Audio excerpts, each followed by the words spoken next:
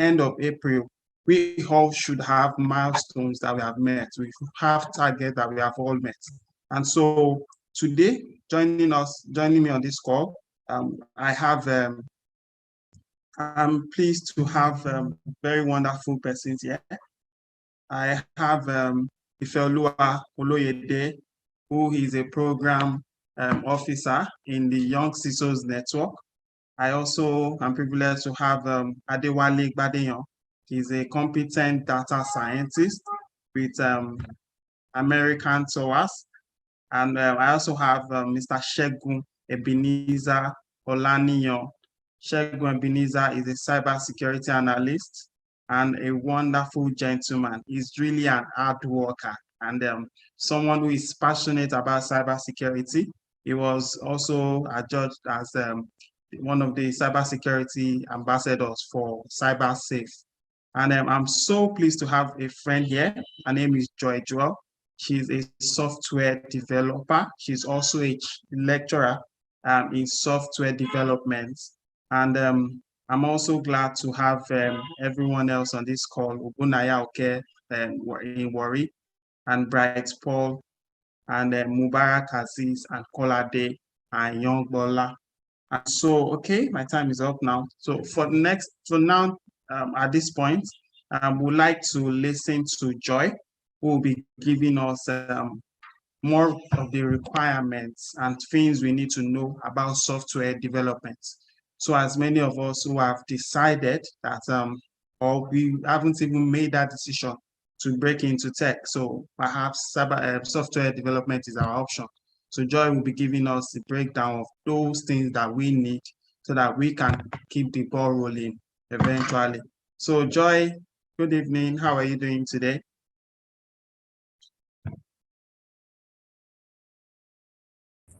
Good evening. I'm having some network issue, so I'm trying to resolve to see if I can on my video, if I can. Right. If my face can be seen. And, okay. There is no light overhead, so I'm trying so hard to see what I can resolve it. Yeah, I understand. This is Nigerians, one peculiar nature. Let me see if it's a bit clear. Okay. Good evening, everyone. Good evening. Good evening. My name is Joy Jewel, and I'm a software developer and also venturing into cloud computing. But for the past 3 years plus, I've been into back-end software development. So that's what I currently do.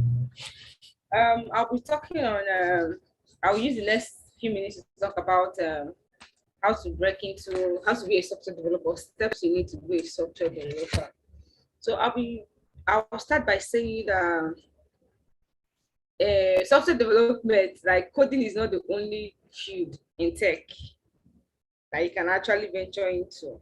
So if you know that coding is not really your strength, or you don't really have the patience to debug and all that, it's not your area of strength, I really appreciate that you look into another tech aspect. But if you like bugs keeping you late at night and all that, so you're welcome to the team. Let me start by saying what is software. Software development is just in a layman's language, is just ability to create solutions in form of web app or mobile app or desktop app. I just create solutions to a problem or automating processes. So that's more of what we do. We automate process, maybe manual process, we automate it. If moving a solution, if there's a problem, we have a solution for it. We move into computer, like we program a software for it to solve a particular problem. So that's what software development is all about. And software development is actually divided into several segments. We have the UI UX, we have the UI UX, we have the front end development, we have the mobile app, we have the back end. So I do more of back end, the logical aspect, and each of these there are several aspects too if it comes part of coding. So they have those that that develop the desktop app, desktop developers. So those ones actually use programming language like C# and the rest, or .NET program. So we have, I will first of all start listing, since I've already given some intro to all of this step. I'll try to explain, to just run down through about what you really want. So before starting a career, you have to know that starting a new career is not really easy. Whether you're transiting from an old one, an existing career you have, into a new one, or you're just starting out in life, just know that starting out a new career is not easy. But however, you should have a final destination in mind. So you should have, okay, what is it at the end of the day? What do I want to achieve in 5 years' time, in 10 years' time? What is my destination? Do I want to write code in 20 years' time? Or do I want to, after writing code for some particular number of years, move into product design? Or do I want to own a startup? So you have something like a destination in mind while you're starting at a new career, any new careers in tech, and in tech, I've given an example in tech too. So it will help you like find and deal with the challenges, the hurdles you meet on your way. So you should have a very clear career goals. You should be able to have career goals that looks like, okay, I want to build my career as a software developer. I want to code for the rest of my life. I want to be a software engineer, or I want to be like a senior software engineer. I want to work with Google. I want to work with top, like all these companies in Silicon Valley. That's what I want to do. Or you can say your goals can be, I want to work as an established engineer at an established IT company, or you just want to be a team member and get paid. It's all about the money for you to solve a problem. So whichever it is, that's your motivation. It's actually good. So one thing I find really fun is that people will not tell you in software development that money should not be your greatest motivation, in as much as it might be true. But if at the moment software development is going to pay your views, and you can actually surpass all the hurdles that come your way, you're good to go. So you don't really have to, like, don't teach you that you don't have to be greedy. You have to make sure as you're demanding for the money, your skill is up or is equal to the money you're demanding for. You're improving on your skills, you're getting new tools, you're learning new tools, you're improving on every aspect of your career. Then the second step you have to take is select a language. So software engineering does, like I said earlier, does not exclusively focus on coding. So, but however, you should know at least a couple of languages. So I know some people who are advocates, developer advocates. So for you to be a software developer advocate, you should know at least some languages. In as much as you don't want to write code, but you should have an understanding, a deep understanding of how each of these languages you're going to advocate for works. So this is the second step. Select a language to learn, and then know at least a couple. And there's no like a common agreement on which language is useful. There's not like PHP is more useful than JavaScript, or JavaScript is useful than TypeScript, or and .NET is more useful than .NET Core. All those kind of things. Just forget about all those arguments. But all the same, they are very popular programming languages. There are programming languages that are so popular. We have Python, which is one of the simplest, the most simplest and interesting programming language. Just doesn't have any difficult syntax and the rest. We have JavaScript for the front end guys. We have C# for the desktop and the embedded system. You can use C# for embedded system. We have the C++, we have Ruby, we have Java. So I just want to give you a brief rundown of like the popular programming languages we have. So another thing people can say is that you should earn a degree. So I've seen most of the friends I have around me didn't really study computer science. So I studied computer science in school. Most of the friends I have didn't really study computer science, and yet they were able to break out into tech. So in as much as you don't have the computer science background, you can the next step you can do is to supplement your career. So you have to get educational books, read books online, get the right resources to read, write professional exams to help you understand. So this kind of step, this one invariably have a way to overshadow whatever it is, whatever certificate or degree you have while in your in your university level. So making sure you set goals each year or every 6 months, that at the end of each year I should be able to have a professional certificate. I should be able to have write exam or get an Azure scholarship or Azure certification. Just make sure you supplement in as much as you're building your skills, because somehow some of these companies tend to ask for certifications. Do you understand? They tend to ask you for your degree certificate, and when they see your degree certificate is agricultural science or maybe geology, they want to see professional certificate. So that professional certificate has a way of cancelling out your degree certificate. In as much as your degree certificate shows that you're a graduate, your professional certificate also shows that you've leveled up beyond your degree, that you really leveled up, really studied, you really read books, that you're over the top. And then to also help you as a software developer, you have to make Stack Overflow your friend. So I know you've seen I don't know if most of you have seen jokes where they say most software developers actually do copy and paste. You understand? So Stack Overflow is one of the most awesome places. Like, it's one of the places, if you're going into software development, you should make Stack Overflow your Google. Like, it should be your next Google. So the moment you have any problems, go to Stack Overflow. And there are sites like Coding Games, Code Wars for programming solutions. We have HackerRank for learning algorithms. We have LeetCode to just all these things just help you up in your skills in algorithm level, solving like thousands of programming solutions and problems are there for you to actually learn. Then the next step you have to do is to make sure that you learn how to write code that are readable by others. So you don't want to start out as a software developer and write code that in the next 2-3 months is only the Holy Spirit that can understand that code. That even you yourself as a software developer, you don't know what you wrote there. So I have had issues like that, and each time I move into a new code base, I am confused for like a month or two. Like, I don't know what this guy is writing, and I'm struggling. Before I could deliver a feature, I'm struggling to really understand. Like, bros, what did you write? I'm seeing so many things that is like messing up the codes. Your codes are not neat. You're not following the normal programming or coding pattern. So at the end of the day, it seems like you're the only one that can write and maintain that code. If at the venture you move into another company, no other person can maintain your code base. This is all really bad. Follow the normal. You can't write business logic inside your front end, all those kind of things. Just follow the normal coding process. Don't really use backend and pour the backend into the front end and like mess it up, make the code messy and everything. So in as much as you're learning how to code, you also learn how to arrange your code, learn how to arrange your directories, your folders, your file, name them appropriately. So you can be working for, let's say you're asked to deliver a feature for investment, and you, instead of naming it investment, you named it IV. So if a next developer comes close to you, he will struggle to understand what that file is all about. It should really be a struggle for that software developer. So just in as much as learning to code, we're also learning to have a clean code and maintain a clean code base.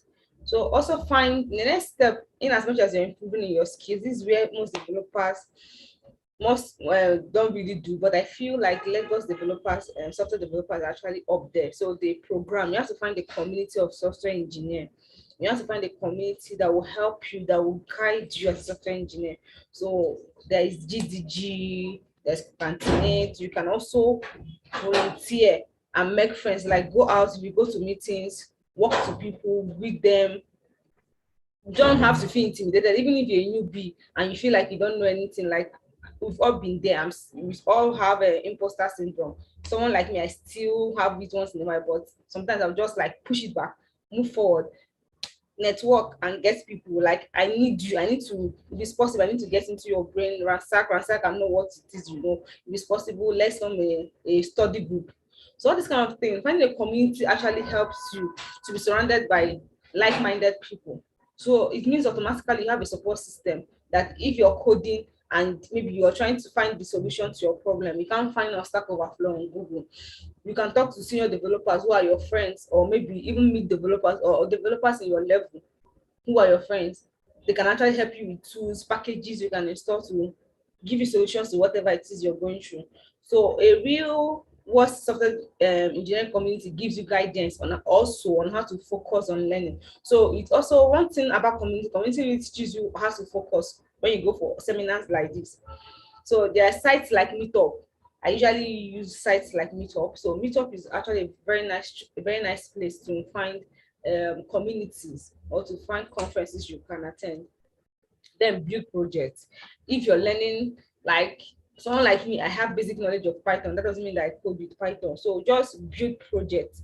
There's nothing like practical experience. If you're learning building project, if it's calculator, build. If it is blog, build. Even if it's just a static site, build it. And if you know how to use GitHub, build it and push it to your GitHub. Just start building anything. I remember building my first web project. It was just I can't even say, it's just like there. It's not really short. I even feel embarrassed sometimes that this is my first website project, but then I see it as part of growth. It was my first time of touching, like first time of seeing HTML, yet I was able to build something out of it under the space of I think a month or so. I was able to do something with a static website. So just make sure you practice. You need to start building projects on any language you feel you're comfortable with. Start building projects with it. Don't only just read.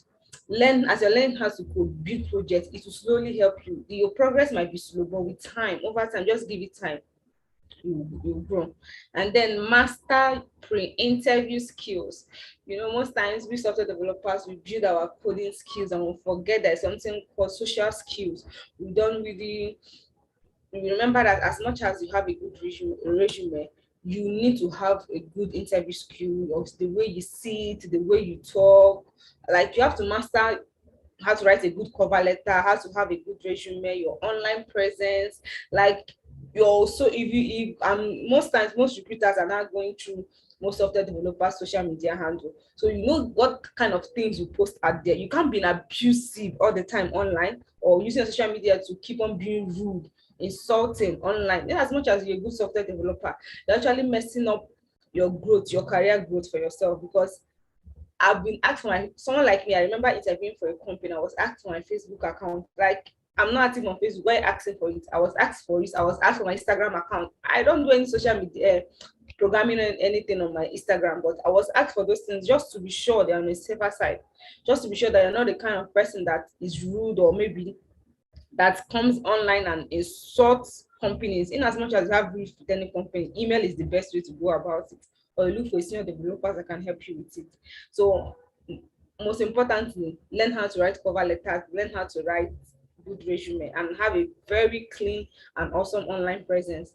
Then finally, when you've gotten the interview, when you've mastered, you build projects, you form community, you network, and then it's time, maybe an interview came around, just learn how to ace your interview. Like, learn how to face a phone. If it's a phone interview, learn how to position, learn how to sit. It's just something as mastering interview process.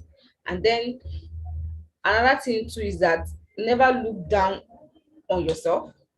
When the imposter syndrome comes, it's just see it as an opportunity. With the way I see myself is that the moment I feel that I'm not growing, or the moment I feel like I'm not leveling up as the other software developers out there, or the moment I feel like I'm comparing my success or my growth with another person, as much as we have the same number of years in software development, I tell myself that I'm different. My journey is different. So something might take, just don't beat yourself too much. I have a friend who advised me, a senior developer who advised me. So I think in a year plus of my journey, I felt so bad. I kept on complaining. Instead of me using that time to work on myself, I used that time to complain to him all the time. Like, see this person, he has gotten a job. See this person, one thing he told me that stuck with me is that enjoy your process. Your level of growth is not the same. When it's time for you to make that kind of money or to have that kind of connection, it will come. So enjoy every process, grow and make good friends. Like, make sure, see, community is one of the best places for software developers to go. Please have a great community. Make sure you go into communities and form friends, and don't form it for selfish reasons. Naturally, when you're going into a community, that's one thing I do. I go into a community to make sure that I try to see how you too as a software developer can benefit from me. So if you're going to like be a parasite, they will know. So as I'm talking about networking and all that, make sure you're actually going there at the end of the day. As much as you want to get something, you want to learn, also make sure that you're also giving out too. With the little knowledge you have, don't hoard it. If it's possible, teach. If it's possible, teach somebody, let the person know, okay, this is when I had this problem, this is the way I solved it. And another thing to writing articles, there's Medium. So what I do is that each time I encounter a problem, I check on Google and I can't find the solution. And I was able somehow, because sometimes they say we use software developer do magic, and I was able somehow to do the magic, and I found the process. Okay, this is it, and no one has written about it. I will write it on my Medium post. So learn how to write good articles too. Thank you. Thank you so much. Mr. Kayode. Thank you, Joy. Thank you, Joy. Thank you very much. Thank you. I sincerely appreciate it. Thank you for pouring out your wealth of wisdom. And this is fabulous and incredible. And Joy, we'll still come back to you later. We'll still come back. So I'd just like us to run along. So next we have a wonderful individual, Mr. Segun Ebenezer Olaniyan. So Segun is a cybersecurity analyst and educator. He's a cybersecurity research analyst and content strategist. He's a digital investigator, a conference speaker, and a prolific writer. And so Segun today will be talking about how to break into cybersecurity. So please, if you have questions for Joy, please, you can just note them. So we would definitely reach out to Joy and she will be answering them for us. Thank you. Okay, good evening, everybody. I want to believe everybody can hear me, right? Please, we can hear you. Thank you so much for having me here. It's a great opportunity and a great privilege that I do not take for granted. You know, I love speaking, so it's what I love doing. So when I see platforms like this, I really appreciate it, and I really want to identify with it. And I want to thank CyberGist Planet. What Mr. Kayode is doing is massive, and I believe as many that would be benefiting from this, they would be. I see this as bridging the skill gap, because we have a lot of on-field job vacancies in cybersecurity that hopefully we are looking at, bringing massively a lot of people from other IT field into the cybersecurity field, and also even non-information technology folks into the field. And this is one of the things that would help us achieve this. And I really appreciate that. Okay, so how do you break into cybersecurity? If you are somebody that is very current online, or maybe probably on LinkedIn, you would have seen a lot of posts from subject matter experts, a lot of posts from cybersecurity experts, trying to give perspective to how to break into cybersecurity. A lot of them, few of these experts have written few books, like Femi Reyes. Femi Reyes wrote a book, I think Backdoor. The title of the book is Backdoor. I don't know if some of us have been able to come across that book. Backdoor talked about how you can walk into cybersecurity, not breaking in. You understand? So, and I understand what he's trying to say, that why should you break in when you can walk in, when you can majestically walk in? And I'll be sharing some insights today that will help us to get the simplest way of walking into cybersecurity. I wouldn't want to use breaking now. Walking into cybersecurity and thriving. I would share a few insights and some of the things that are working for me as a professional in the field, with my little contribution here and there, in the field that has been recognized so far. So some of the things I'll be saying that is not really cybersecurity inclined, that will really help us, have been touched by our first speaker. That was a wonderful session with her. She touched a lot of spot I won't be going. I won't be touching those areas again, but the ones that are very paramount to cybersecurity. So I want to make us understand that anyone can break into cybersecurity, or anyone can transition into cybersecurity from any field. I mean, any field. It doesn't matter whether it is IT, information technology inclined, or it is agriculture. Whatever field you are, you have the ability to work or break into cybersecurity and still thrive. It only takes passion and willingness to learn the technology, the tools, and the procedures, the processes, how these things work. That's the only thing that it takes. Yes, you will have an advantage when it comes to somebody who was already doing something in the technology industry, in the IT. Such people or such persons has an advantage to, okay, you know, the person is used to some kind of technology already. But even if you are not in the IT industry, or maybe you are outside the information technology field already, you can also still break in, because the amount of energy that it takes for you to thrive in that field you are coming from is still the same amount if you put it in, and with the right strategy and the right information, which is part of what I'll be sharing today. As I've said, anyone can break in, anyone can become a cybersecurity expert. There are diverse career paths in cybersecurity. Why cybersecurity is very huge and is very interesting is because there are diverse career paths. Everybody, irrespective of the person you are, has a place in cybersecurity. I mean, whatever aspect that you think you can cope with, there is a place for you in cybersecurity. If you're somebody that is not a very techie person, like a technical person, you still have your place, because there are non-technical technical job roles, technical aspect of cybersecurity that even if you are not that techie somebody, you can also still thrive even with the non-technical, in which I'll be touching some of those non-technical today in this session very briefly.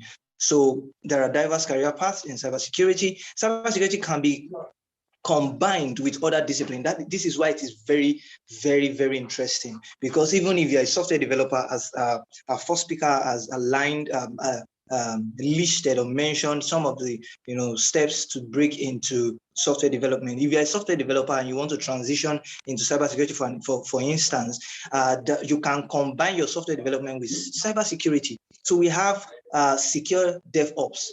We have DevOps, we have secure DevOps, we have DevSecOps.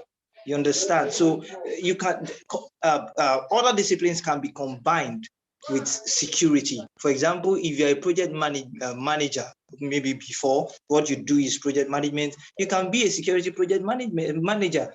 If you are a product designer, you can be a security product designer. So it can be merged.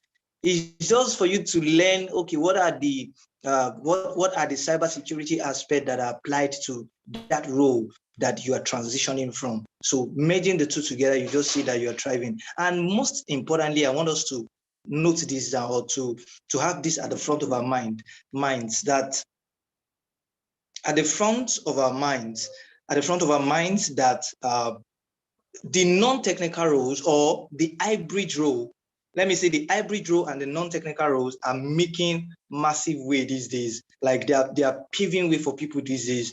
The hybrid role, I mean, combining other disciplines with cybersecurity, and the non-technical aspect, I mean, those job roles that are not that techy. You understand? So they are paving way for people, recently. And if you look at it very well, you see that the people, those who are doing the non-technical aspect of cybersecurity, a lot of them earn, I might be wrong, but I've seen a lot of them like that earn very huge amount of money doing technical aspect of cybersecurity. For example, the governance, risk, and compliance. Those guys are earning huge money, and most of the things they do are not very techy. You understand? Somebody that develops a policy, maybe for a state or for a nation, a cybersecurity policy. Somebody that audits, IT compliance, IT security compliance, IT security audit. These guys are making huge money. So don't have that mind that maybe because I don't know how to code, or because I don't know how to do a system administration, I don't know how to troubleshoot networks, I cannot do cybersecurity. That is a myth. It's not true. So just have that at the back of your mind, so that as I go on, you begin to reason, you begin to think, okay, what can I do? What can I do? What can I do? So, okay, yeah, so let's just move. Now, another thing you need to, first of all, look at is you need to look inward, like look inward. What are you made of? What are the things that interest you? What is your passion? What do you love doing? You know, cybersecurity, as I've said, has a lot of, you know, a lot of domains, a lot of branches. So, and the person you are can align with so many areas of cybersecurity, and that will even help you to thrive better. Because when you bring what you love doing and you make it to, you know, cybersecurity, or you made it to some of the aspects of cybersecurity, it becomes very interesting. You find it interesting. The passion will come, you know, originally. You won't need to force it. For example, the things I do, I'm doing them because these are things I'm passionate about. It's not something that somebody is forcing me to do. It's something I'm passionate about. It interests me. Whether they are paying me or not, I do them. You understand? Of course, money is very key. But what I'm just saying is that whether you know they are paying you or not, you still, you know, there's still an aspect of you that have that passion to go for what you do.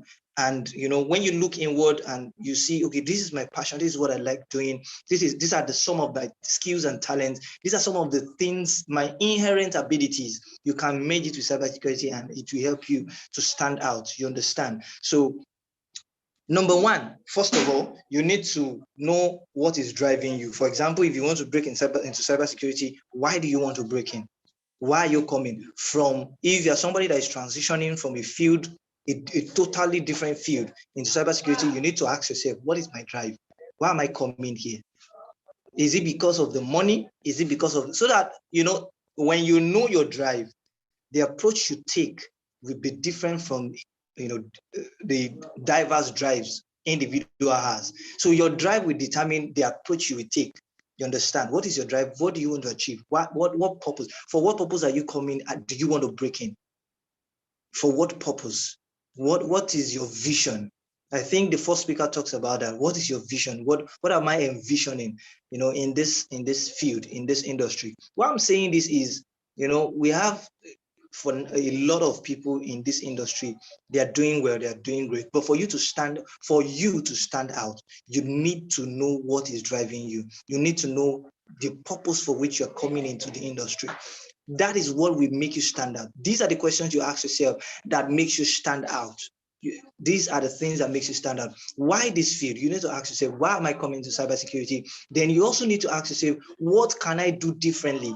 What can I do differently? A lot of people are doing the same thing, you know, every day. These jobs are same, you know, the processes are same, the routine the same. But what can you do differently? What can you do that will make people, even experts in the industry, to identify with you, even with the little you are contributing? What are you doing different? What will you do differently that will be different from what people are already doing? Though maybe it might be the same, you know, domain with other people, but what are the things that you are doing that is setting you apart, that is making you to be distinguished in that domain? For example, if you're a cloud security professional, if that is what you want to do, you want to become a professional in cloud security, what will you do differently? What has people been doing? So what are you bringing to that domain that will be different, that will set you apart, that will make people want to identify with you? What can you add to the field that will make it progress? These are the things that will help you thrive when you are coming in. These are the things that will help you thrive when you are coming in. And these things I'm sharing, these are the things that have worked for me. These are the things that have worked for me. So these are the questions you need to ask yourself and give a sincere answer. You don't need to, you know, you don't need to, what's the word now? You don't need to cajole yourself, or, you understand, just be sincere. Answer these questions, then from there, you can then move on to learning the basics. Now, a lot of experts, a lot of professionals have issues when they get to certain points, you know, in their jobs, because some people who are now, you know, top there, you know, some of them jumps classes. What I mean is, some of the basics that they are supposed to learn while they are coming up, while they are, you know, pushing, some of the basics they are supposed to learn, they left it behind. and jump that process. And whether you like it or not, as you progress, you will need those basics. And I will be mentioning those basics before I quickly go into what are the support systems that will help you, to break into cybersecurity fully. You need to learn the basics. Learn the basics. The first basics you need to learn is the first basics is how systems work. How systems work, like system administration, operating system, how system works generally. For example, we have two major operating systems. There are other operating systems, but there are two major ones, Linux and Windows. These are the two major operating systems that are being used in cybersecurity. So you need to learn the basics of these operating systems. You need to learn the basics of command line interface, which is that of the Linux operating system. At least you need to learn the basic commands like ls, make directory, how to create directory, how to create folder, how to open a file, how to create a file in the command line,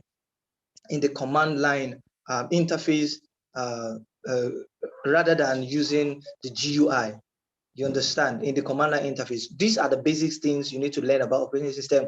How does Windows work? Windows Server, how does it work? The basic things. Then you need to learn the basics of what is it called now? Windows, Active Directory. You don't need to know so much because you are just coming in, but these are the things, the basic things that will help you to thrive. Now, technically now, these are the basic things. Active Directory, how to use LDAP on Linux, how to use Windows Active Directory on Windows operating system, Windows Server, the basic system administration, basic operating system commands, basic operating system knowledge. Then also, I need to understand basic networking, how computer network works, how computer communicates, the OSI model. All these things, if you are one that wants to break into the technical aspect of cybersecurity, you need to know the basics of these basics. You need to know these basics.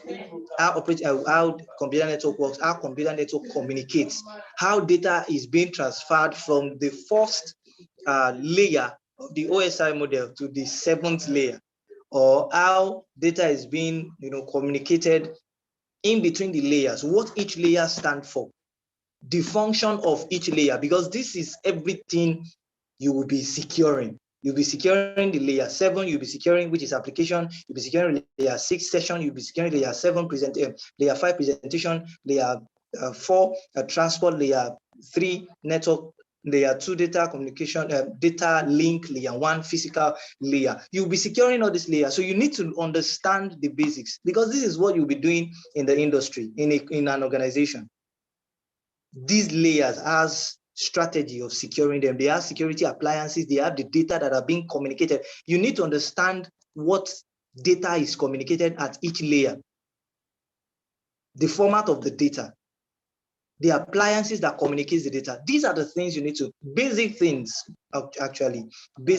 you need to understand when it comes to networking. Then another basic thing you need to understand is applications, like all these web server application, Apache, and other web server applications, and these majority network communicated applications like email application, SSH, Telnet, all these network applications. You need to understand the basics of these things. You need to understand DNS server. You need to understand, these are basic things.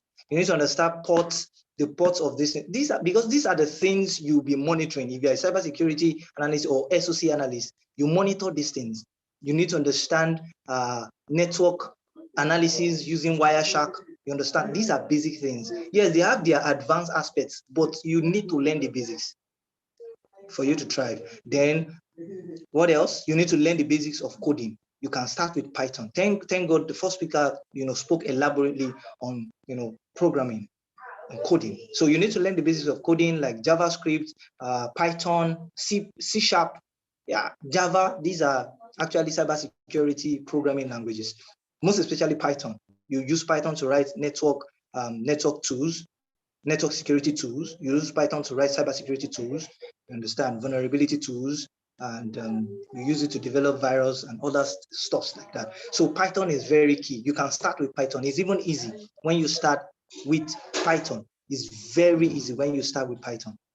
So you need to understand the basics of Python, how these programming languages work. So these are 4 things I've mentioned: the basics of system administration, the basics of networking, the basics of coding, and the last one, the basics of applications. The basics of applications and network security applications, network inclined applications. So these are the basics you need to understand. Then after that, you now need to decide, before you will move on, which domain you want to operate in. And there is this platform that can help you to decide that.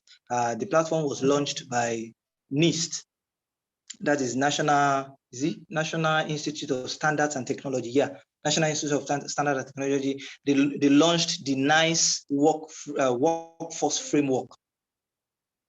That's National Initiative of Cybersecurity Education, or something like that. So yeah, so what I'll quickly do is, before I just move on, I think my time is running very fast. I'll quickly share my screen. I'm using my phone.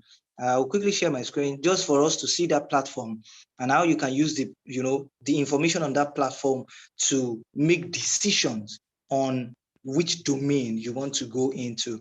You understand? So thank you for making me the host. I'll quickly share my screen. Okay. Screen. Okay, please just give me a minute. Okay, I want to believe you're seeing my screen, right?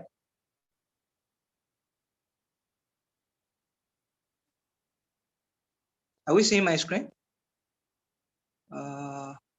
Yes, we can see your screen. Okay. Commencing. Okay, so I'm coming. Let me NIST. Yeah. If the network is not very bad, I think we should have headway.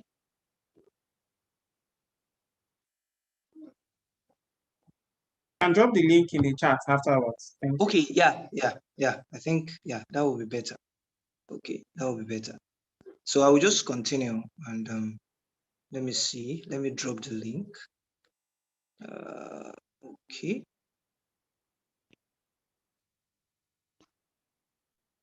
Okay, so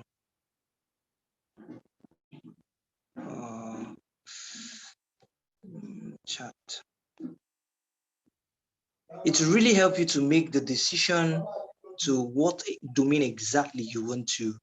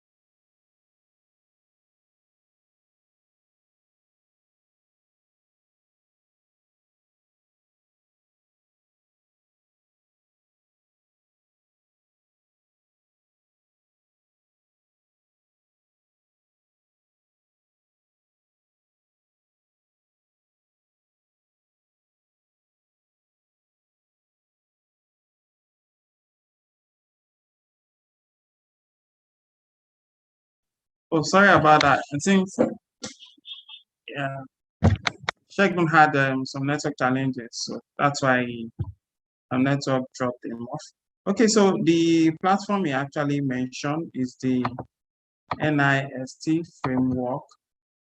Okay, so if time will permit, I will just drop it here so that we can move on to our next speaker. Okay. All right, so he has dropped the link for us It's a wonderful place to check out. Okay, so to learn where you actually can fall in and as a cyber security. So I would like us to check out the link later during our own convenience. So can align ourselves on which area. Is either the blue team role where you defend, a red team role where you provide like offensive security penetration testing. So we are trying to check how vulnerable your system is, or a purple team role where you stand in the gap. So you're now talking about compliance, controls, and finding a way to connect both the blue team, the defensive, and the offensive team in cyber security. Okay, I'm still staying on schedule. I trust we have all had a great time. Please, can I get a response?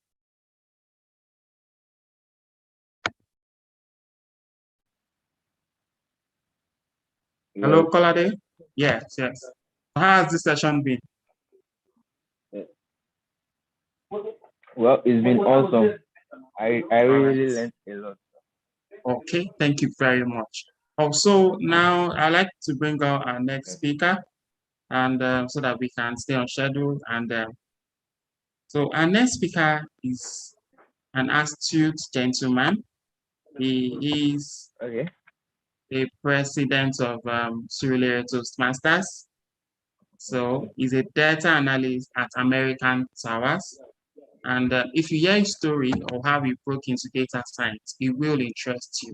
So to take us further in this meeting on how to start a career in data science, it's my honor today to bring on to the lantern Mr. Adewale Badeyan.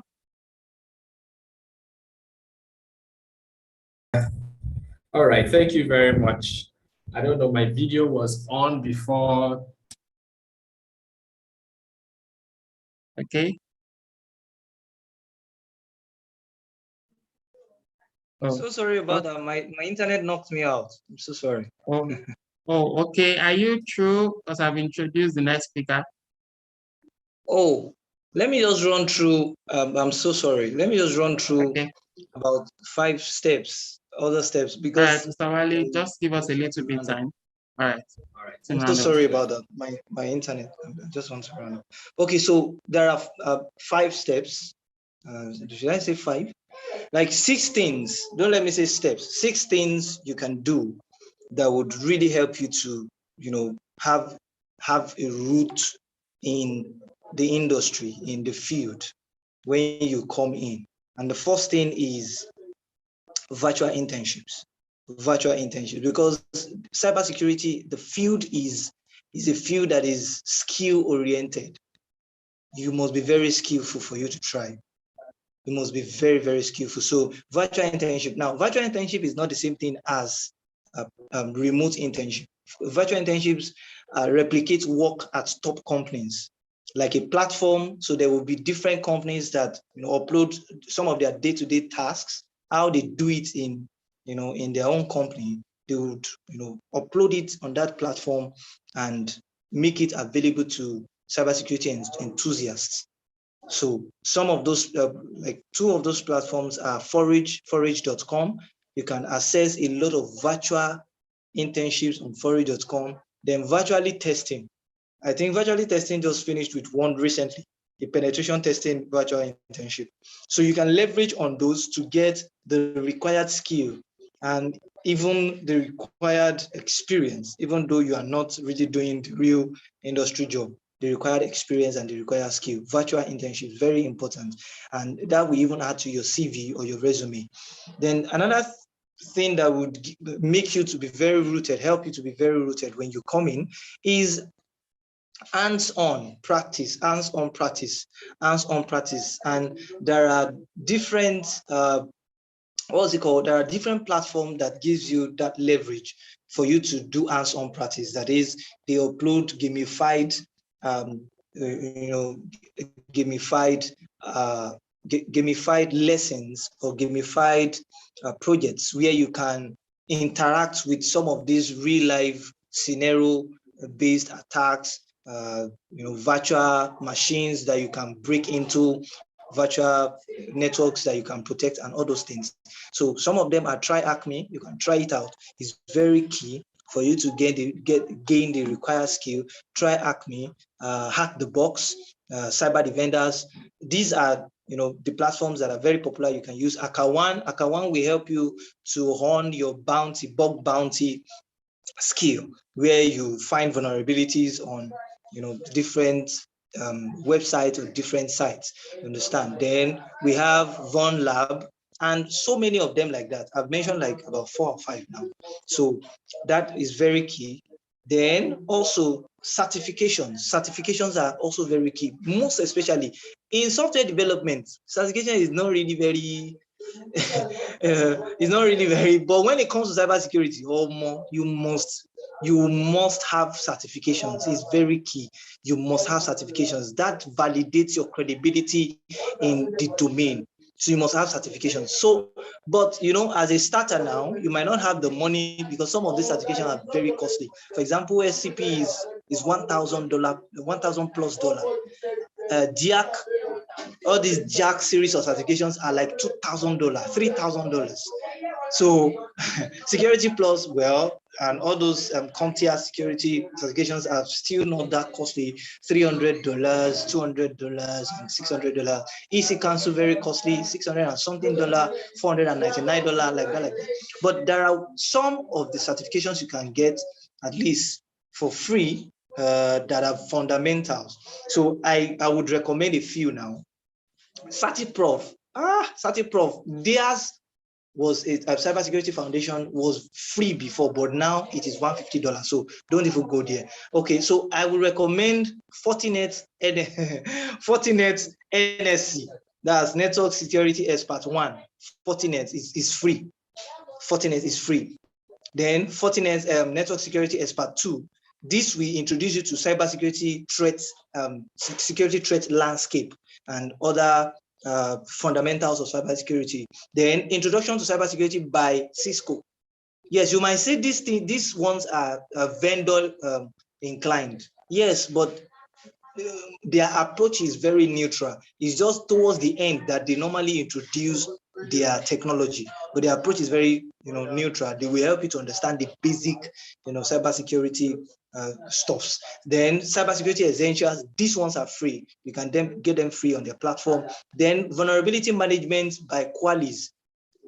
Qualys is a vulnerability management platform or company that help you to manage vulnerability, help you to detect what are the loopholes in your network or your computer. So they have this certification, vulnerability management, free certification. You can go all the certification. You can check me up on LinkedIn. Every of the certification I have them. Then cyber diplomacy by United Nations Office for Disarmament. Then ICS. Industry Control System Cybersecurity, you can get that from US Satrix. So these are because of time I need to. Thank you. Thank you very much. Thank you very much. I'm sorry. Thank you very much, Mr. Segun, for your time. Okay, what I'll do is I'll bring you back. I'll bring another blue teamer, and I'll bring someone in the purple team. So we'll now have a robust conversation on cybersecurity. Okay. Yes, thank you very much. Okay, so because of time and for us to be able to stay on schedule, I'd like to bring up to the virtual lens and our third speaker, Mr. Dewale Gbadeyan, who, yes, wow, it's nice to see you now, sir. He's a data analyst at American Towers.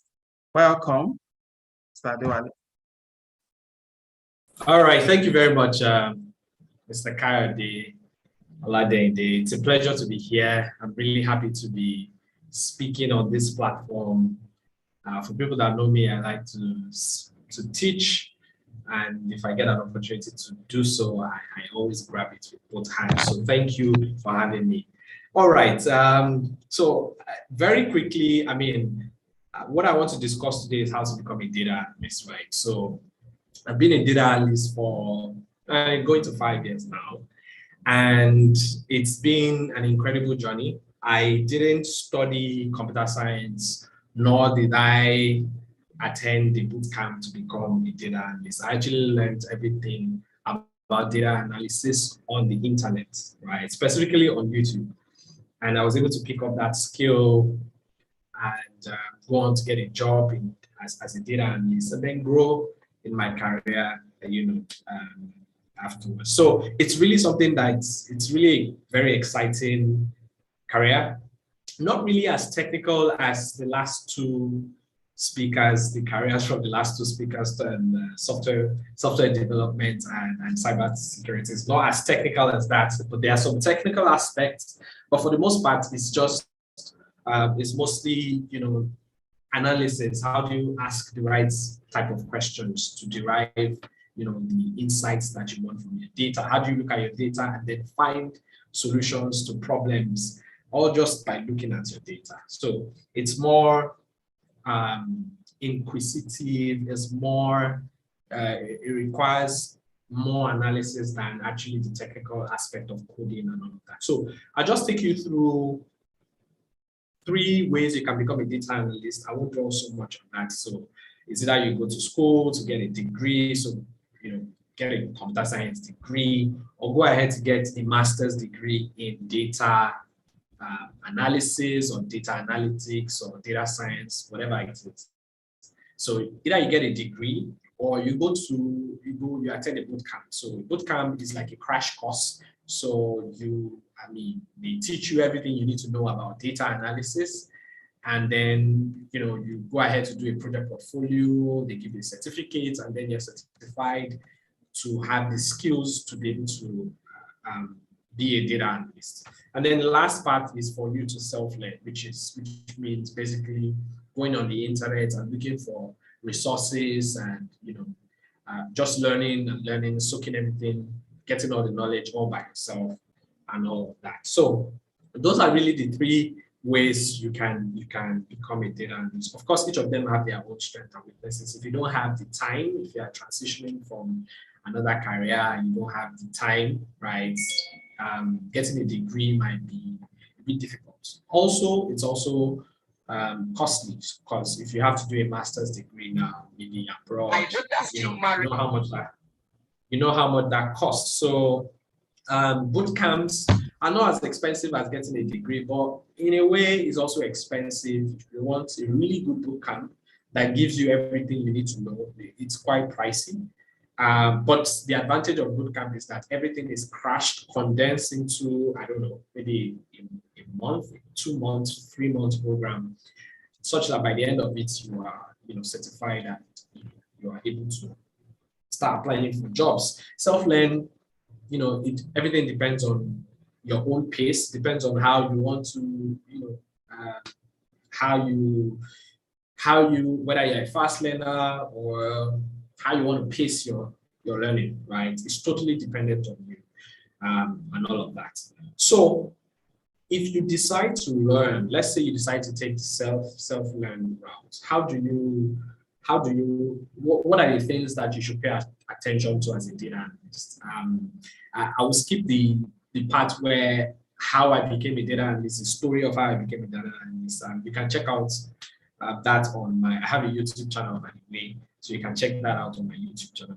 But what are the things that you need to learn, right, if you want to self-learn, right? So very broadly, I'll put them into four big categories. So you have data cleaning. You need to learn about data cleaning. You need to learn about data preparation. You need to learn about data analysis itself, the analysis that you do on the data. You need to learn about data visualization. And lastly, okay, 5, not 4, 5, then you need to learn about data extraction. Okay, so let's start with data cleaning. What is data cleaning? So data cleaning is you get the data, maybe from the web, or someone sends you an Excel file or a Java or a JSON file, whatever file it is, and you are told to do some analysis on it. Most times, that data, or any data that you get, will not come clean, right? It's mostly going to be dirty. And what do we mean by dirty? Maybe the date format is different. So maybe this file was sent from the US, for example, or from South Africa. Now, South Africa, they use a different date format. So they have month, day, year, right? While in Nigeria, we have day, month, year, that kind of thing. So in that case, for you as a Nigerian, the data is dirty because you need to convert that date format into a date format that you understand. So and so many other things. So you might have columns that are relevant, that will not add anything to your analysis. You might have to concatenate some things, split columns into two, isolate some attributes, some data, different things. And so that's where data cleaning comes. You need to be able to clean the data into a form where you can use the data, right? You can actually use the data. And depending on the tool that you are using to learn data analysis, which I will come to by the end of my presentation, I'll tell you my preferred tool for data analysis. So that's data cleaning. Next is data preparation. So preparing the data is like, now you've cleaned the data, right? But then you need to, prepare it. You need to put them into tables, right? Put them into tables, identify some relationship between those tables, if you have multiple tables, and so on and so forth. That's what data preparation is. So you've cleaned it, but now you need to prepare it because the next step is analysis, right? So you want to make sure that your data is in a format where it's easily recognizable by anybody, it's easy to reference and all those things. So that's what data preparation is all about. Now, data analysis itself is now you analyzing the data. So you've cleaned the data, prepared the data. Now it's time to start slicing and dicing the data. So you already have your data, and then you need to apply some sort of filtering, sorting, to get the insights that you want from the data. Now, after you do your analysis, right, you need to be able to present it in a easy to read format, right, where people will be able to understand what you've done, right? There's no use you doing an analysis and no one understands what you've done, or you cannot communicate what you have done. So data visualization is then you converting or summarizing the data into charts, into into shapes and charts. Let me just put it that way, whereby it's easy to interpret what you've done. And then finally, which is not, this could have come as the very first thing, but is data extraction, right? And what data extraction is before you can even start your data cleaning, right? You need to be able to get the data from somewhere, right? So is it that someone sends the data to you, which is easy, or you go fetch the data yourself? Now, if someone sends the data to you, then there's no need for data extraction because you already have the data. But if you are going to get the data yourself, then you need to be able to extract it from somewhere, either from your repository or from a website or from somewhere, right? Or from a database, right? And that's where SQL comes into play, right? To be able to use SQL to extract the data that you want to get, right? Because you might be working in a place where, for example, you won't, if you're dealing with millions of rows of data, and I'll give you a typical example. Let's say you're working in the financial industry, right, where you have millions of transactions, right? And then you're looking for, you want to analyze transactions by university students within a 6 months period, right? Or within a quarter, right? And you need to extract that data from somewhere, from the database. Obviously, one, you're looking at, university students all across Nigeria, right? For a 3 months period, you can best believe that data is going to contain millions and millions of rows of records there. So, so you need to be able to streamline your query to get exactly what you need, because you don't have the opportunity to take out all the data at once. Otherwise, you crash the system. So that's why data extraction is important. Now, having mastered these 5 things, right? The good thing is you have different tools for you to learn these 5 things. You have different tools. And obviously, you have Python. Lots of people have mentioned Python today. So you have Python, excuse me, you have Tableau, Power BI, SQL, and Excel. So let me just give you or explain to you what these different softwares or applications, what they do. Let me start with Power BI and Tableau. So Power BI and Tableau are basically, all right, so Power BI and Tableau are basically data visualization tools. So those are the tools you use to visualize your data after you've done your analysis. Okay, so SQL is a tool to extract data from a database. It's also used to do a little bit of analysis. So you see the example that I gave that you want to extract transactions of university students within a 3-month period. So doing that alone, you've done some sort of analysis because you're not extracting the entire data, you're just extracting a portion, a subset of the data. So that is what SQL is used for. And then you have Python. Now, Python is used for so many things. You get, people talking about Python, a lot of people throw Python around.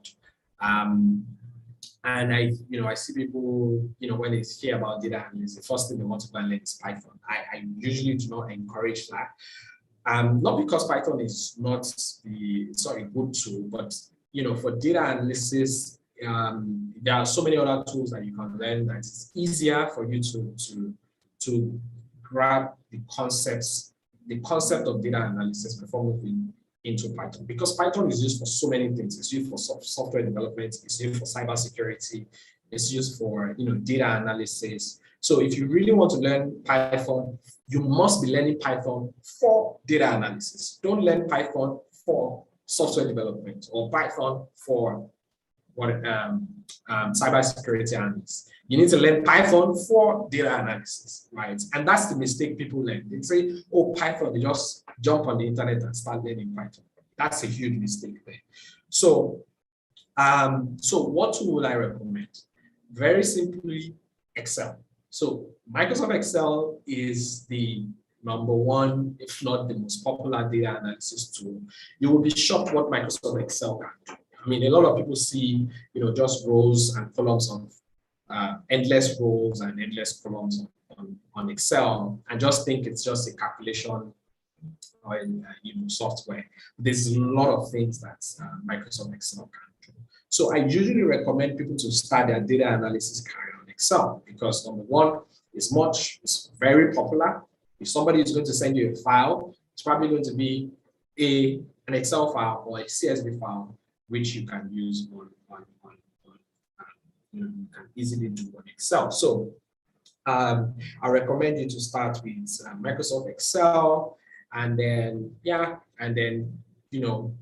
go on website like Kaggle.com and try to get some data sets that you can play around with, and see how you can improve your skill there. Obviously, there are also courses that you can take.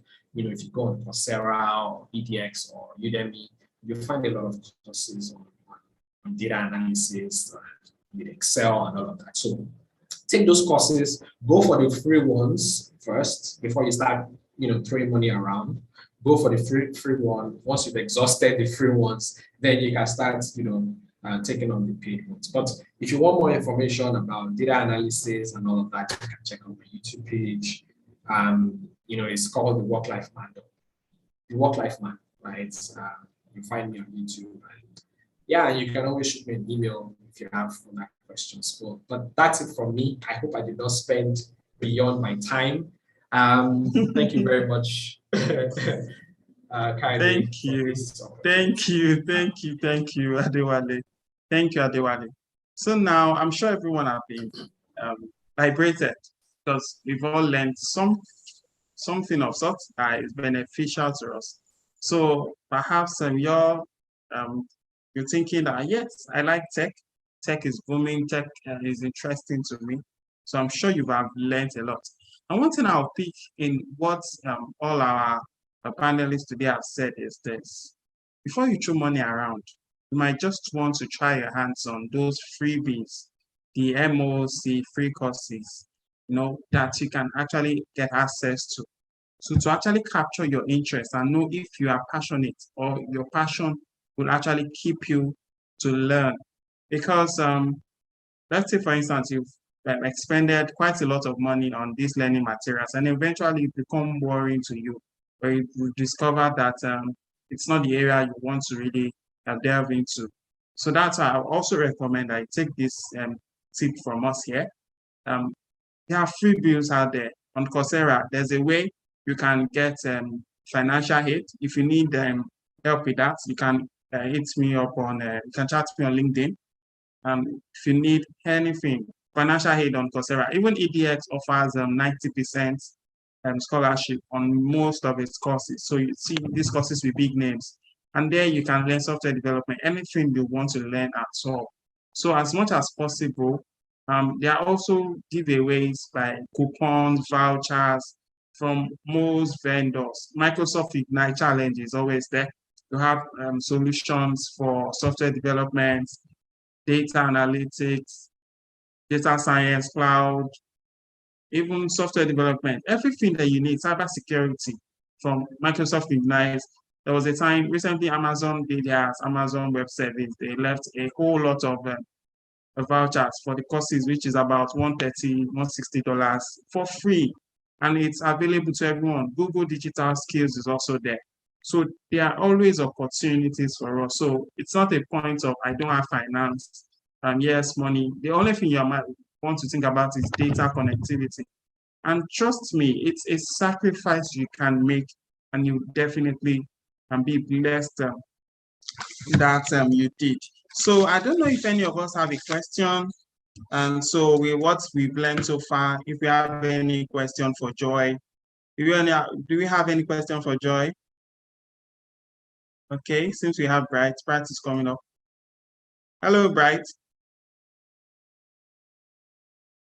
I don't at all. I don't have any question at all. For now. Thank you very much. So how did you see this section? Have you learned something? Can you tell us at any point?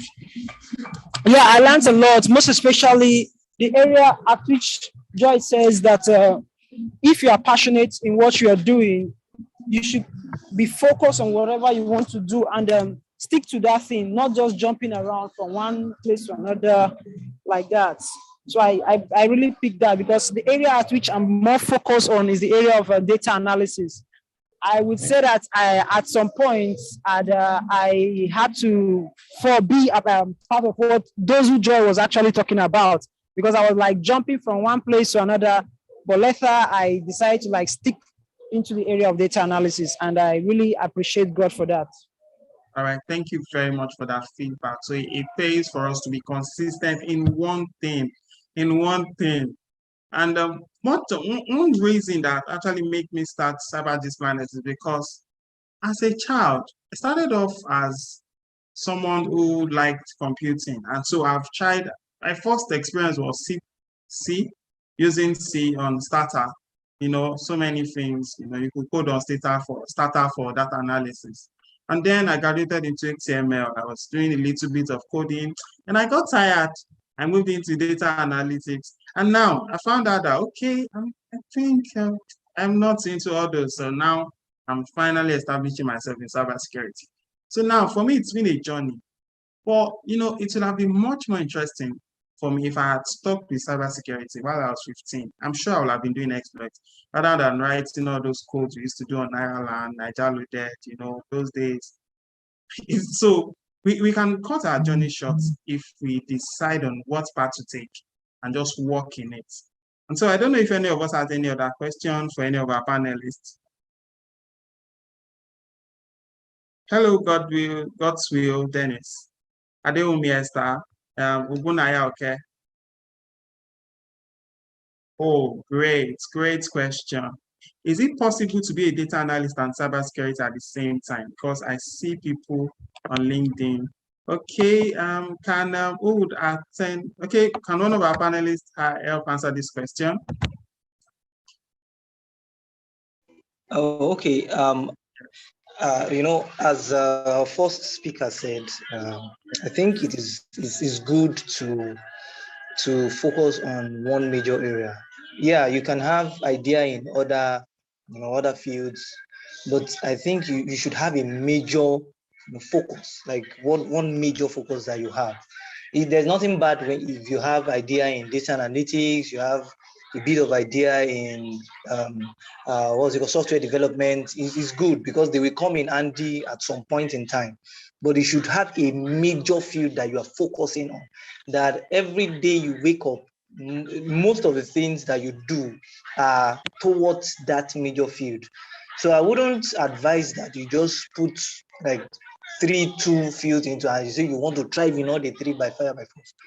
I think you should focus majorly on one, then you can have little knowledge about the rest. That's my opinion. Thank you very much. And I also share the same sentiment. It pays for you to put all your energy into one place, build your skill, and become a master and expert. So for one, you might just want to master a little bit, while the other, you make it your major. I didn't study computer science, but I understand that in computer science, more like every other field, you always have a major. Yes, you learn everything about computer science, but eventually, when you're doing your dissertation, your thesis, project, you would definitely stick to one same area, depending on the specialty of your supervisor. So it pays to have concerted efforts in one place, be the best at which you can be. If you are going as a Swiss suit, nobody would expect that you know everything. Would expect that you are a master in one. However, you can also talk about the other things. And so perhaps even the money and resources you will spend, imagine having too many certifications and you have become a master. So sometimes you'll be having conflict of interest. Just like, sorry to cut you short, you have Agile, PMI, PMP, all project management certifications, and with different methodologies. Yes, you can say, yes, you're flexible. But sometimes instances where you need to stick on one pattern because that's where your process flow in your organization, you might be having conflicting interests. So that's why it pays to stick to one goal. So we have God's Will Dennis, who has a question. You can go on, God's Will. Hello, good evening. Good evening, God's Will. Welcome Okay. to Cyber Planet. I joined in pretty late, though I connected before the class started, but I had to leave to attend to something which came up. So I joined in very late. Well, my question is I've always had interest in cybersecurity, particularly the area of network infrastructure and network and infrastructure security. That's where Okay. my interest has always lied, because I don't know, I just love anything that has to do with infrastructure. I've always loved that. But here comes my question. For one who wants to get started into this aspect of cybersecurity, what um how do I go about it? Yes, okay. I graduated with a degree in electrical engineering. Oh, great. However, so I still feel I want to do something outside of engineering, because Okay. yes, I've always wanted to do cybersecurity. All But right. then I've taken some foundational courses on cybersecurity from the likes of Cisco's NetAcad, Okay. ICSI, like um vendor um some vendor programs like that on Okay. security. I've taken some of them. So now, since they are just introductory courses into cybersecurity, I want to know, how do I go into network and infrastructure security? Thank you. All right. Thank you very much, Godswill. So I'll have Shegun. Okay. Thank you, Shegun. Okay, yeah, thank you for that question. Very great. You have very good background with electrical electronics, so it means most of the networking stuff will not be something new to you. And so I would advise that you start with Network Security Essentials by EC Council. That gives you a very robust overview of what network and infrastructure security is. It talks about a lot of aspects. Though I'm not done with the course because I'm taking a network security class in a school.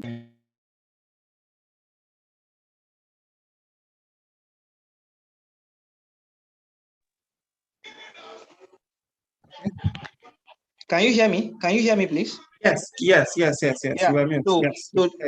though I'm not done because I'm looking at, the way they crafted their course. I just want to get some ideas from the way they crafted their course and implement in the course I'm teaching here.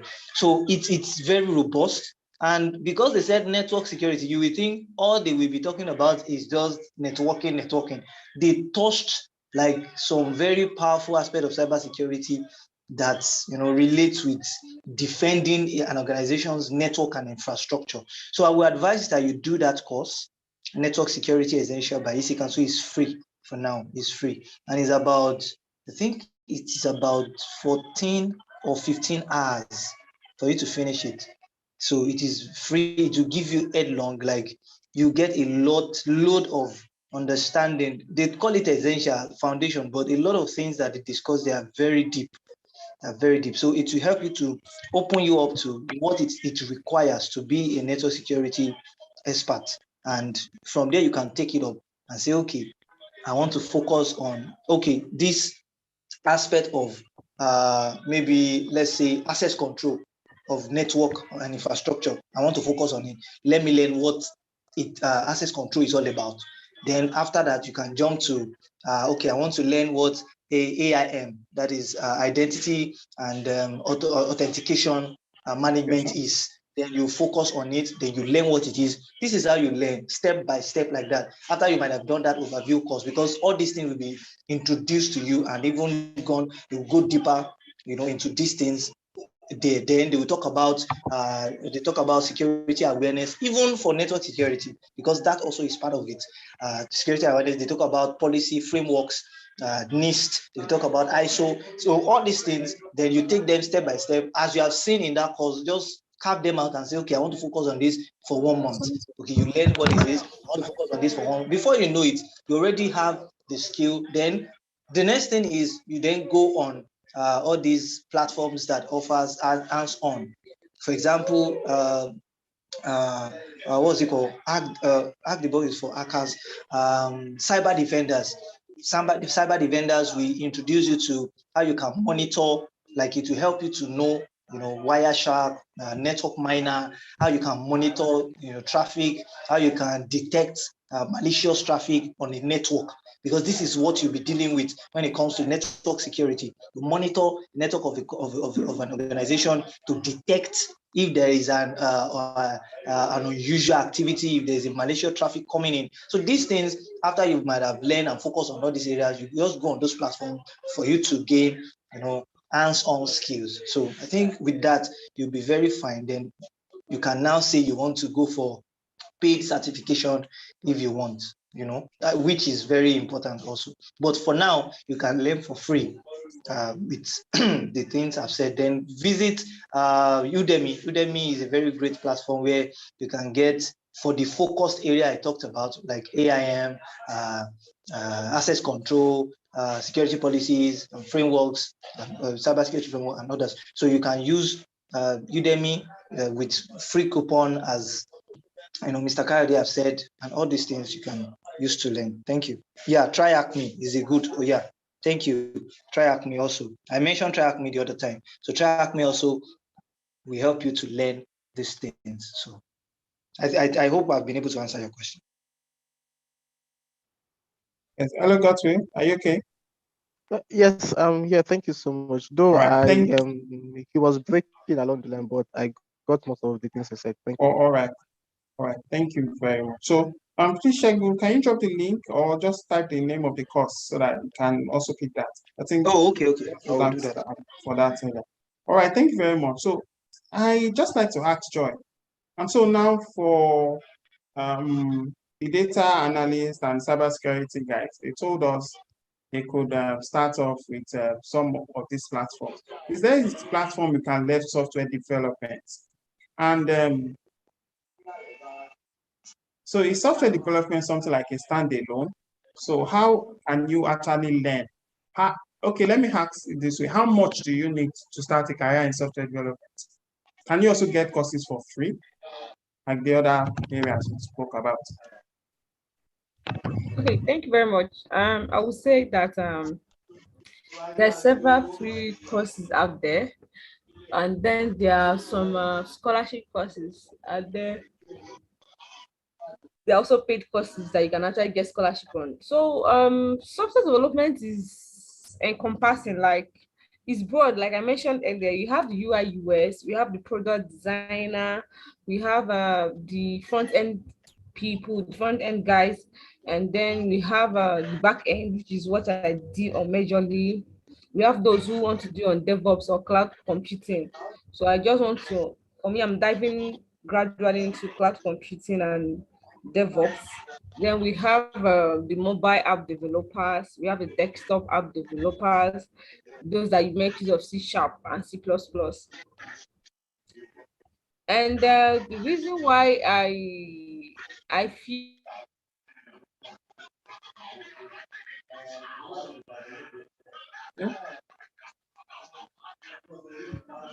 Hello, Joy. Oh, all right. Thank you, Shagun. path, a clear path and a mentor, like someone who will tell me, can you hear me? Okay. Yes, you were breaking at some point. So you need a clear Okay. path and a mentor. Yeah, someone who actually directs me on the right resource to read, the right video to read. I actually started to get my footing after 2 years or a year, let's say a year plus in the industry. That's when I started getting my footing. So it was really intimidating. So for me, I started when I wanted to become like have a basic knowledge. So if you want to start with HTML, CSS, like you don't even need to have a basic knowledge of software development. All you need to read is how about what is software, what the difference between a dynamic and a static website. I wrote those things. I wrote about those things on my article, my Medium blog. So just read about, differentiate. In as much as you're trying to learn how to code, you should be able to differentiate the kind of website you're building. So the majority of the front end guys build static. Aside that, I think because of frameworks, so many sites are not really all that static anymore. So Free Code Camp is one of the best places to start. Free Code Camp is one of the best place. freecodecamp.org, the best place to start. We also have their YouTube channel is also awesome. So if you're more of someone that you watch videos, their YouTube channel is the best, one of the best I've seen.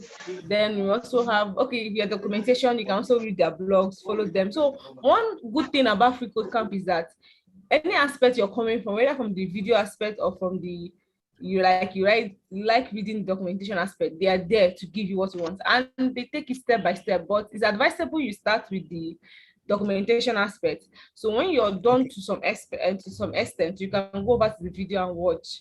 So we have the boot camp. I think I've forgotten their name. I think I need to look for their Slack channel. They call them the front end masters.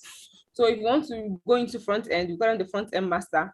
Then for those who want to go into back end, you have to choose a particular tool. The reason why I can actually say all the free tools we have in software, because I believe every tool, every PHP, every programming language have their own unique website. But because I'm more conversant with HTML, CSS, JavaScript, and PHP, I do a little bit of Node because of my knowledge of because of my knowledge of JavaScript.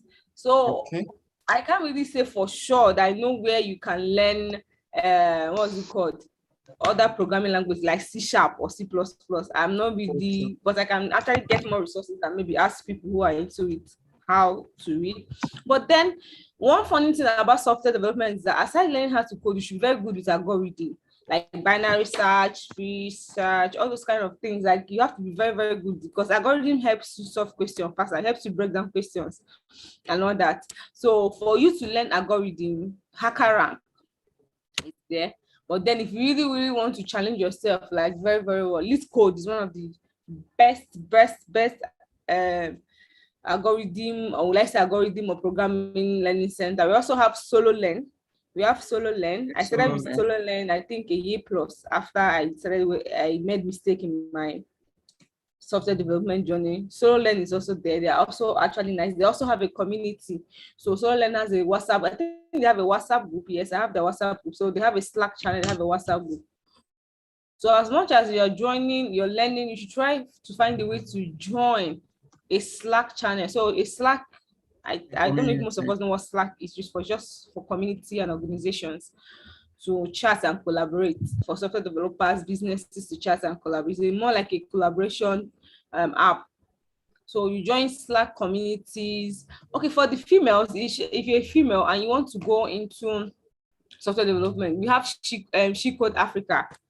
She Code Africa is also like, is trying to bridge the gap between the male and the female in tech industry. So if you, even on Audacity, the last time we did a conference, women conference on Audacity, we discovered that the percentage of men in tech field are way too high, like ×2 of the percentage of the women, if not 3 × 3 of the percentage of women in tech.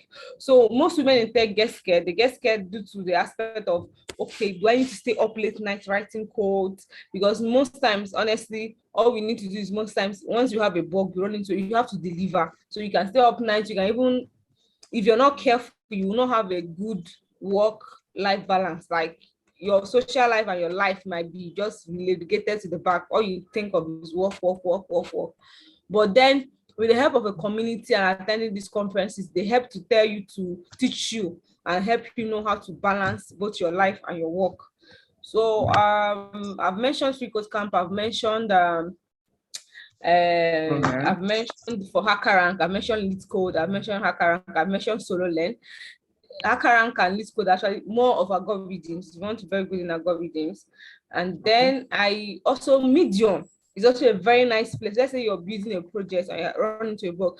Medium blogs are actually very awesome. Most developers write on Medium blogs. I also write there.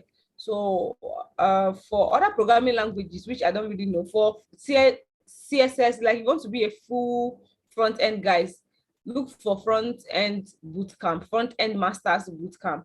They're actually one of the best front-end guys, like learning platform. They also have Pluralsight, but the issue about Pluralsight, you have to pay the subscription. It's based on subscription. Then we have Audacity. Audacity is actually very best. It's like it's more like your normal school class. I have a certification from there, and since last year I tried winning 2 scholarships from there. Hopefully this year I'll win another one. I win and move into the main aspect. So, like, in as much as you don't have the money to pay for this thing, so you should look out for opportunities. So you have to be active. That's where area of community is actually very important. I can't overemphasize. I'm not really a social media person. Like, my social medias are very dormant, but somehow at my early stage, I was able to network very fast, and then I kept the relationship bonding between the little people I have. So each time, most of these people, they realize that I can stay years, I can stay a year. I've not really checked my social media handle. So what they do is that each time they come across information, like they send me the link on my WhatsApp, or they call me on phone and say, okay, come in, check this link, click on this Twitter link, check this thread, read this Facebook page, follow these people's Instagram. And funny enough, people think Instagram is not a nice place to get tech jobs. It's actually especially if you're into UI UX, it's actually an awesome place, or product design, the most awesome place to get all these jobs. So I think if you have a way to streamline your social media to focus on your career, the right people will come along the way. Even if you're not really a social media person like myself, somehow networking with the right set of people and making sure you keep the line of communication burning between you and them. They'll keep on sending you scholarship link. I want to keep emphasizing those scholarship things, that most of these good learning platform, they pay huge amount of money. Someone like Audacity, I think is $400 per month. So for someone that is starting out in his career in software development, you might not really have that money. And paying that $400 per month means you can pay $400 per month for 3 months or 4 months before you're able to finish all the programs. And one good thing about it is a real life program, is a real life teaching platform. So you have teachers who, when you submit your assignment or submit your project, they evaluate, tell you where you made an error and submit it back to you. Like, they review your code, they screen everything, and the teachers are actually awesome. That's all I can say. the same thing. But if you don't have money, you can also check Free Code Camp. You can also check Udemy. Udemy is also nice, but the issue people have with Udemy is that most of their instructors are usually India. So that's where I also get tired most times. The instructors are usually India. So I find it difficult because of the accents to really understand what they're teaching. But Udemy has some very awesome free courses, and then there's a period they run coupons. So when they run coupons, you can get the coupons, easy to select paid courses, and just if you select paid courses, you store it on your profile. Anytime you have data, you can come back to watch the video. So I think so far, I think I've done justice to software development. So yeah, it's true about UI UX, which I don't really know much about. I just have little knowledge of it. UI UX, I think you should go into Figma community. So belonging to a Figma community will help you know the right tools to read. Yes, people tend to forget LinkedIn. I forgot. LinkedIn is also have learning platforms. And so most times they will send you an email, a DM on LinkedIn that you have 1 month free trial, or you have, let's say, I think I usually get that email, a monthly trial, DM, sorry, a monthly trial to try some of the courses, write the quiz. So as writing those assessments, doing those quiz on LinkedIn, they help you to upscale, to like practice more and pass. So each time you pass them, you can push it to your profile that, see, I was able to pass a quiz on LinkedIn. LinkedIn is also another wonderful place to learn. LinkedIn have a learning platform. Thank you very much. Thank you very much, Joy. Honestly, thank you very much. You've done very well on how to break into software development. So I look forward to inviting you all once again so that we can have a robust conversation, because there are many people out there who want to actually break into tech, but they are scared, they don't know how to. And as you've said, we all need a mentor to hold our hands and say, okay, this is how I missed it. You should not walk in this route. This is what you should do. This is how you should do it. And this is when you should do it. And so thank you very much. Please, does any other person have a question? Thank you for joining us, Femi, Ubonaya, Paul, the broker. Thank you very much, Paul. I'm sure. Thank you very much, Paul, for coming. Does anyone have a question? Okay, so our panelists, we would like to have your LinkedIn profile, maybe or your Medium blog, so that we can learn much more about you. Thank you very much. So we have to, so that we can follow you and the conversation can continue. So this video will be available on YouTube, and there will be proper captions. So for different timestamps, there will be captions so that we can all go back, review, and rinse. And before we go, Joy mentioned Udemy. One thing I've learned on Udemy is this. Yes, you can register for a lot of courses. Please don't join the bandwagon of people who have 30 courses on Udemy and have never completed one. So as much as, yes, Udemy, some courses are mostly free. Please, as much as possible, if you don't need a course, just sign up. Yes, sometimes the opportunity might come, but it's always better when you are focused. You know, you have 5 courses to complete at the end of the year. You set a timeline to it. You take it step by step, go through a process. And secondly, yes, there are paid courses on Udemy. There are also free courses. For you to get the best out of the free course that you want to take, you can search for any subject or course on Udemy. Then filter for free.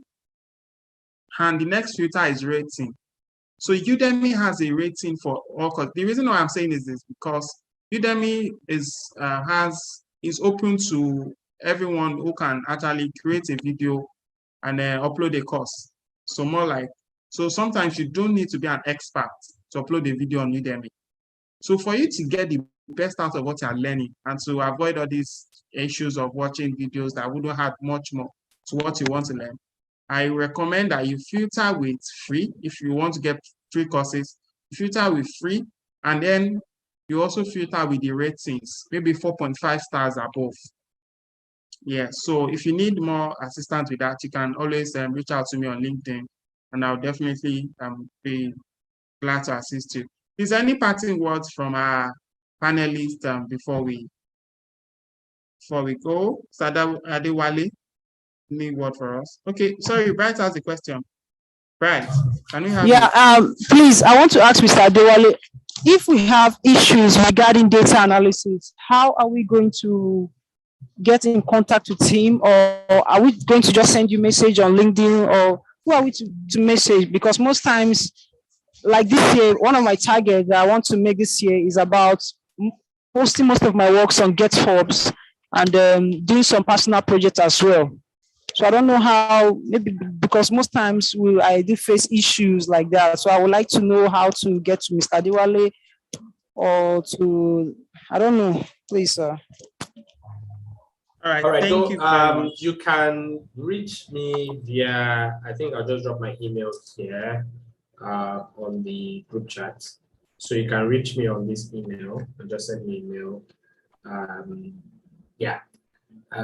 It'll be nice if you you're sending an email, maybe just share a screenshot of the problem that you are facing, and a quick summary of it, because honestly I get a lot of emails.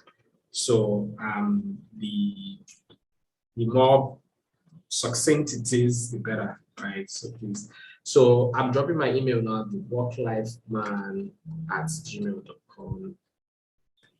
Certainly reach me there. Yeah. Okay. Thank you very much. Thank you very much. And just to add on it, Paul, sometimes Google will help. You don't have to know it all. So just like Adewale has said, you can drop the error code, whatever error you have, and just paste it on Google verbatim. There was someone on Quora, Medium that has, or Stack Overflow that had solved the issue and then found a resolution.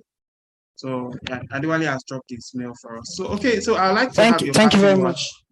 Yeah, you're welcome. I'd like to have your parting words, Adewale. We'll have Segun and Joy.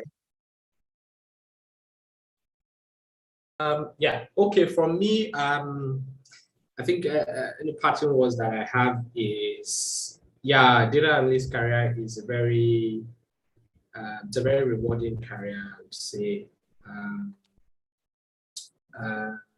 And it's also it's a very, how do I put it?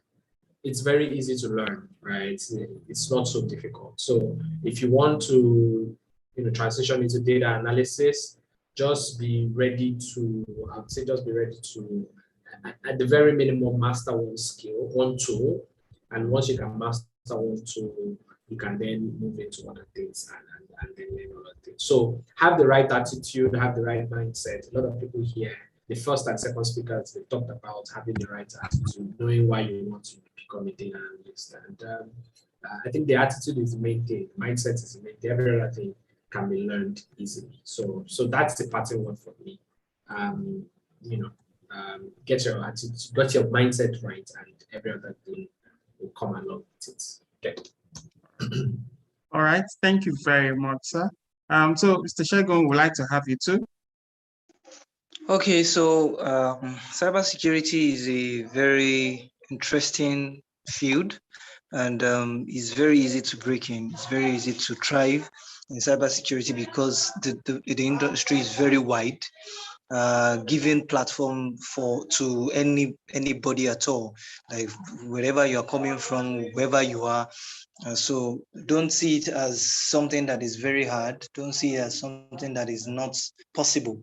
It's very possible. And also, I will just say this, that whatever you love doing can be aligned with cybersecurity in every aspect. For example, I love speaking, I love writing, and these things are things I do in cybersecurity. I just bring those my talent and interest into cybersecurity and align it.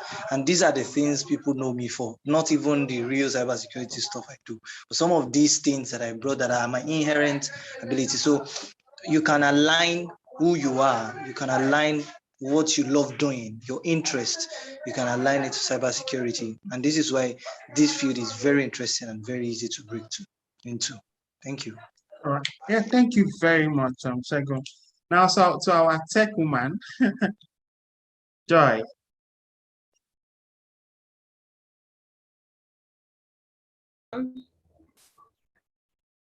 Sorry about that. I was a bit distracted. For me, I want to just speak to everybody based on my own mistakes and on my own error. That give it time. Everything is a process, a growth process. So in as much as you're seeing people announcing their wins on Twitter, on LinkedIn, people joining Google, people jump.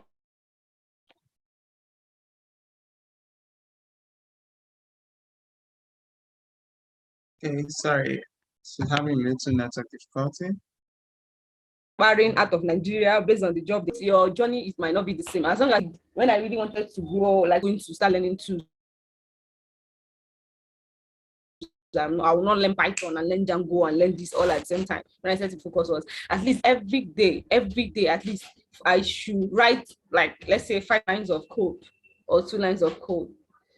2 lines of code. So those codes might not be able to, like, at least give yourself 30 minutes every day to learn coding. Like, give yourself 30 minutes. If you can't give yourself, even if you're working, like you have another job you're doing, at least 30 minutes, 15 to 30 minutes every day. You see that consistency. Once you're doing it every day, within a space of 6 months, you discover that you have learned a lot. You might look back and discover, okay, with these tiny steps, I've actually done something awesome with my life.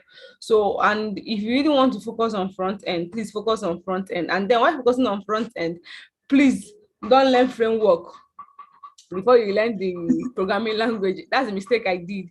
I learned framework without learning the main language. So after struggling, I went back to go and learn the main language before I went back learning the framework. So those things are not really what you want. See, you don't really want to mess up with software development. Like, you don't want to really learn scattered, because along the line you regret you've wasted so many times, so many moments. But Yeah.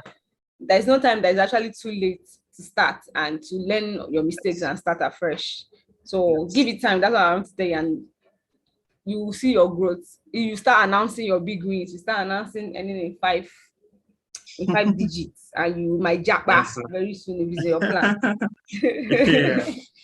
Thank you very much, Joy. Thank you very much. It's been a pleasure. I know Paul is just hiding. One day I'll bring you to the food you're to. Thank you very much, everyone, for coming. It's been my utmost delight to have you all here.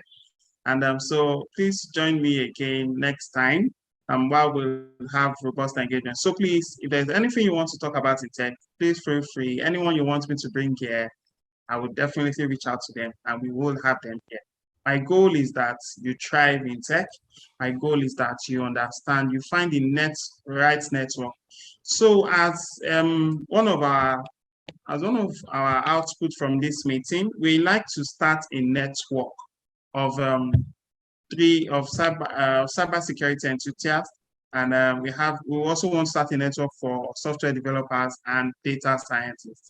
So, but we need a minimum of 15 persons to start. So 15 persons who have consciously decided to go through perhaps a process of have timelines and milestones in their life. So perhaps you want to write some certification exams, you want to do some things to make you thrive in your field of endeavor. So you might want to try your hands on, you can reach out to me. So we will join the Telegram channel. So we'll be bringing on experts in cybersecurity, in software development and data analytics. Well, before we end, a big fish just landed. It's my pleasure to have one of my great bosses. It's my mentor, Mr. Obiora Awogu. Hello, boss. Good evening, sir. Thank you for joining us. So we've been having conversations on how to start a career in tech, and then we have discussions on cybersecurity, data analytics,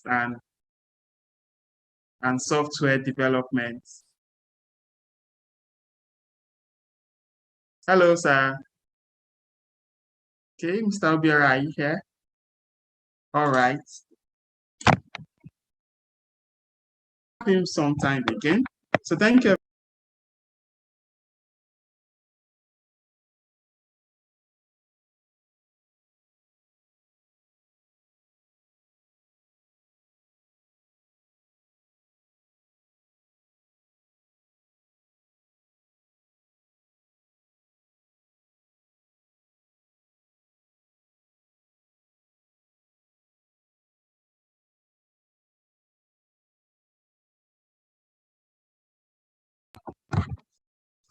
Oh, thank you, Shago.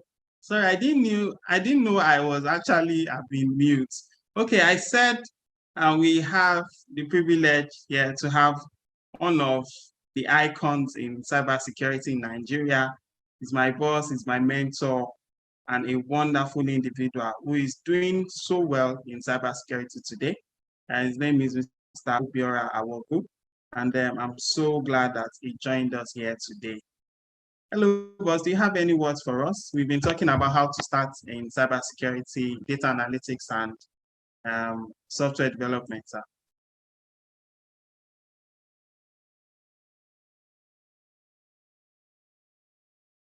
Oh, okay.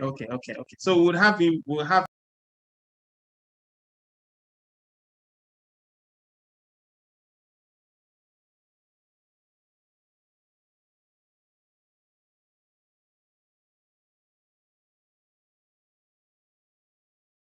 continue thriving, continue hacking. Please spend 30 minutes every day on that area in tech that you want to break into. Spend 30 minutes on SQL, on Python. If you want to start data analytics, spend 30 minutes on CSS, C++, C#, HTML, and everything that Joy has said. Spend 30 minutes on Linux, the command line interface. Spend 30 minutes on how to learn, on learning on TrackMe, Hack the Box, Cyber Defender, and all these platforms so that you can build credibility. And you can never forget the power of a network. You can filter your Twitter, your LinkedIn, your Facebook to ensure that you get the right content that will move your career forward.